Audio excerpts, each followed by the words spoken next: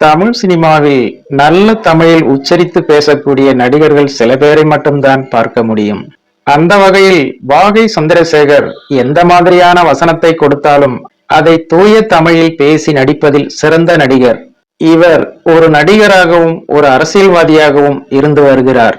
1980ஆம் ஆண்டு காலகட்டத்தில் துணை கதாபாத்திரங்களில் நடித்து புகழ் பெற்றவர் இவர். 2016ஆம் ஆண்டு நடந்த சட்டமன்ற தேர்தலில் வேளச்சேரியில் திமுக சார்பில் போட்டியிட்டு வெற்றி பெற்றார். அடிப்படையிலிருந்து இவர் ஒரு திமுக உறுப்பினராக இருந்து வருகிறார். தன்னுடைய சிறு வயதிலிருந்தே திமுக கொள்கையினால் ஈர்க்கப்பட்டவர் வாகை சந்திரசேகர்.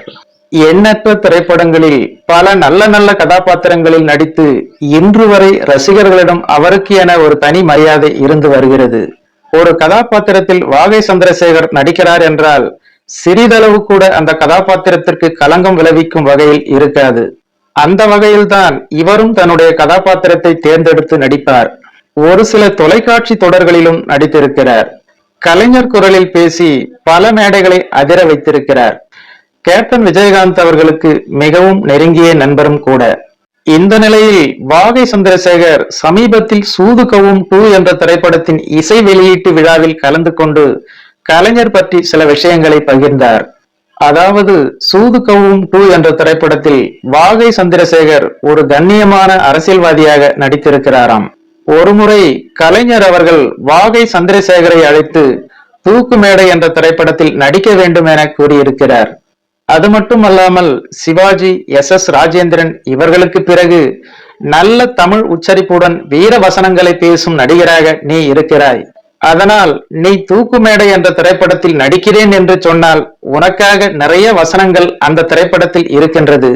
ஆனால் அதன் மூலம் நீ பல எதிர்ப்புகளை சந்திக்க நேரிடும் என்று கூறினாராம் கலைஞர் அவர்கள்.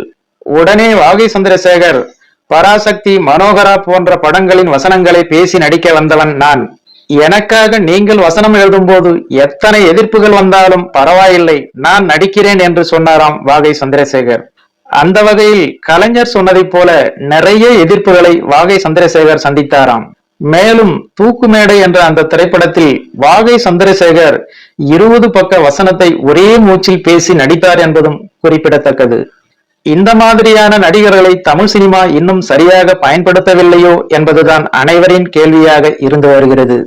ஓகே ஃப்ரெண்ட்ஸ், மேலும் இது போன்ற வேறொரு சுவாரஸ்யமான தகவலுடன் சந்திக்கலாம். அதுவரை உங்களிடமிருந்து விடைபெறுவது ஐம் சி இளங்கோ. நன்றி, வணக்கம்.